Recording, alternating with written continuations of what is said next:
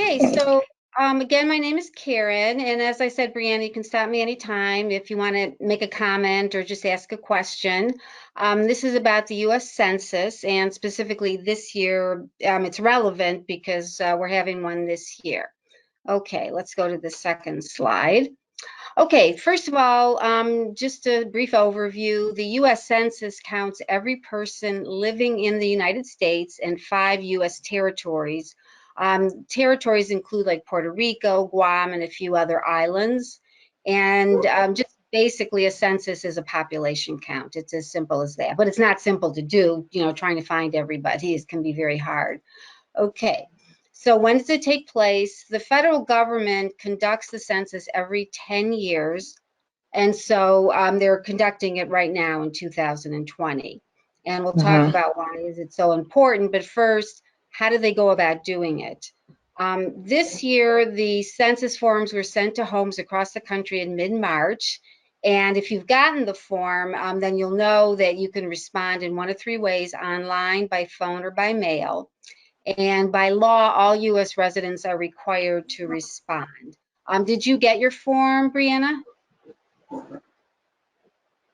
I actually have to go to my leasing office and get another mailbox key because I can't find my old one, and they saying they don't want nobody in the office right now.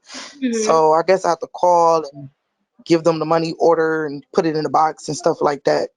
Okay, well, I'll give you a number at the end so you can call, or you just can go online too if you want. I'll give you Okay. that website, okay? Okay, if you do not respond, a Census Bureau worker will visit your home to collect the information. And the deadline for responding this year has been extended to October 31st because of, what's going on with the coronavirus. They needed to extend it. Yeah, okay. And why the census is important, it's because the federal government, based on the results it gets back, it decides how to distribute funding for programs, some really important programs like Medicaid, SNAP, the food stamps, Head Start, mental health services, housing. So it's really important that everybody be counted because you don't want them to not give the money that we're due based on our population. And it also helps local communities decide where they need to put new schools or clinics, roads, and other services. And on top of it, businesses can use the census results to decide whether they should open new stores or expand stores, restaurants, factories, offices.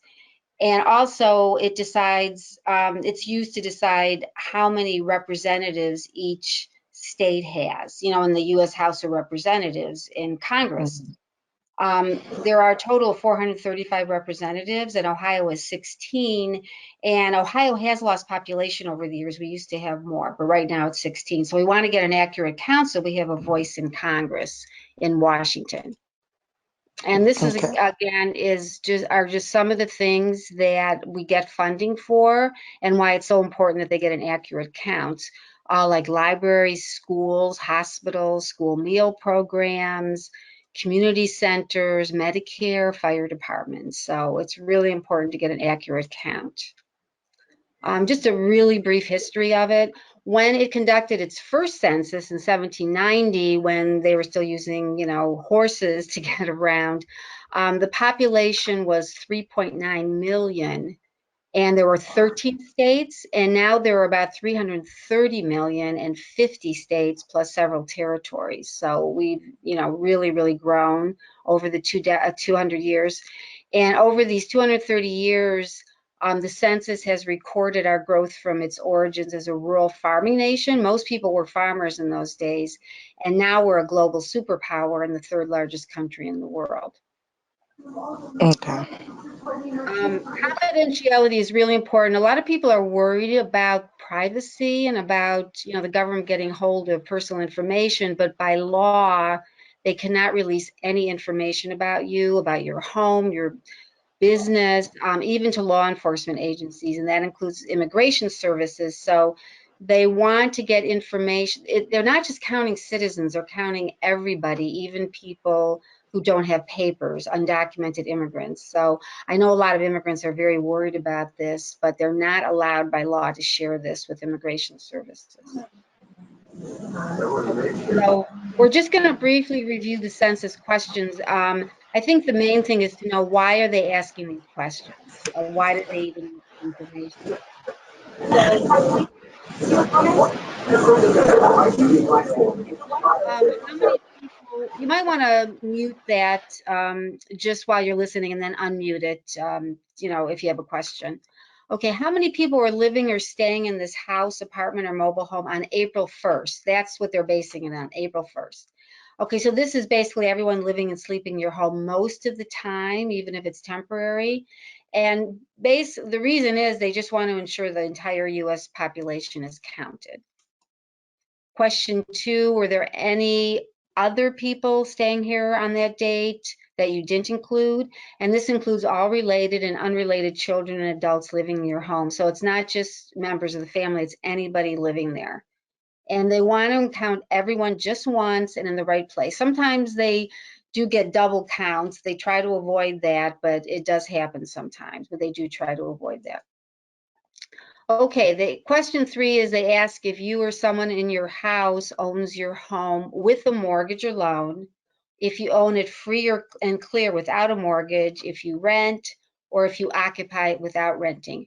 And why? Because they want to provide a snapshot or an overview of the nation's economy. And this gives them an idea how many people own their home, how many rent, and that also helps the government take care of their housing programs. They just need to get an idea, they're gathering information and data. Okay, let's go on to question 4. Basically, they're just asking for your telephone number, because if they have any questions, if it wasn't completed, they will contact you only about official business. That's it. Maybe if it wasn't complete or they don't understand something. Okay, question 5, what is person 1's name? Person 1 is usually the person who pays the rent or the mortgage, but if there's someone else paying it who doesn't live there, then you just choose any adult in the home, basically the person answering the census. What is the person's sex or gender? Mark 1, male or female. And this is because they need data or statistics about men and women, and this is used for planning and funding government programs that target men or women or both. And then question 7 is, what is a person's age and date of birth? And again, they use this for government programs that help specific age groups, such as children and the elderly. Question 8 is they're asking people if they're of Hispanic, Latino, or Spanish origin. They're not considering Hispanic as a race, but as an ethnicity, an ethnic group.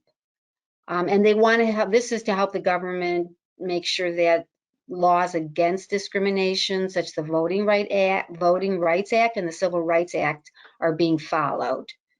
Okay. What is person 1's race? And again, we're not talking about ethnic group here, but what is considered race as we define it today? White, Black, African American, American Indian, and Chinese. There's a whole list of these. This is just a sample. And again, they want to provide statistics about race and to fight discrimination. Here, they're just asking for person 2, and then they're going to go on and ask about each person that you list, and the same questions about each member. And then they'll ask for each person, does this person usually live or stay somewhere else? And here they might be asking, like, if you have a child in college, in the military, or they're living somewhere else, if this person usually lives with you but is living somewhere else right now. And again, they want to make sure the census is counting everyone once, only once, and in the right place.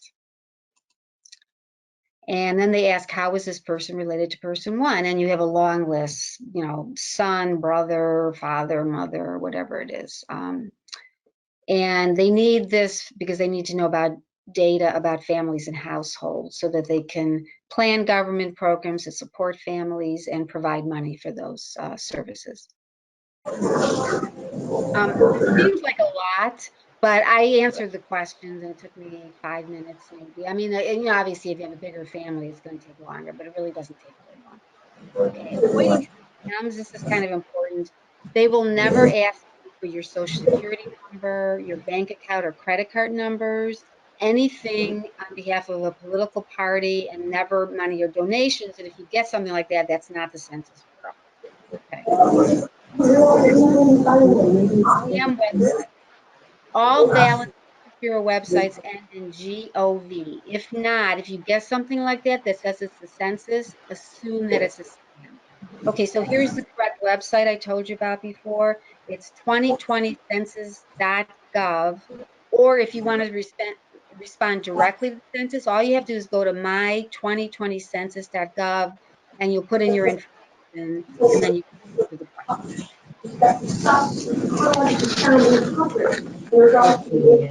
Okay, to avoid scams, if somebody does come to your home, Brianna, make sure the census worker has a valid ID badge, which includes a photo, a U.S. Department of Commerce watermark, and an expiration date. And if you have any concerns, here's the number you can call, 844-330-2020, to speak with your Bureau representatives. I'll give you a couple minutes to write that down. You got it? Yep. Okay, good.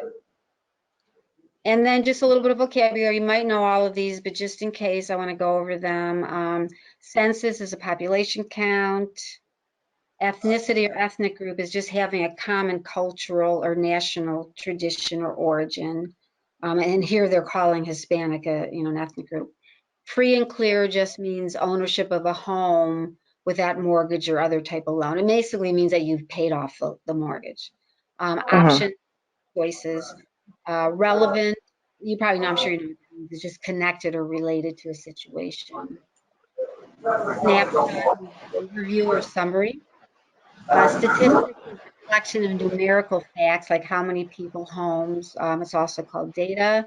Verify means capture. And then the watermark, if you've seen a watermark on something, it's like if you hold it up to the light, you can see on some types of paper, it's a mark made to make sure that illegal copies aren't being made. Because if, a fake one, like on a piece of, like on a dollar bill, a fake currency will not have that watermark, and that's how they know that it's a counterfeit dollar. So they'll put a watermark on the dollar bills to make sure that it can't be copied. So, and that's it. Do you have any questions? Nope. It's pretty much understandable. It's common sense Uh-huh. there. So yeah. Okay. So yeah, so when as soon as you get it, be sure to fill it out and make sure we get all our people counted in the Cleveland area, so we get the funding that we're due from the government. So And you said that to do it online, you can go to my2020census.gov. yes, right here, my2020census.gov, and then I assume you'll put in your name and address, I guess, and they'll have you, and then you can fill out the questions. It takes a few minutes, and that's it.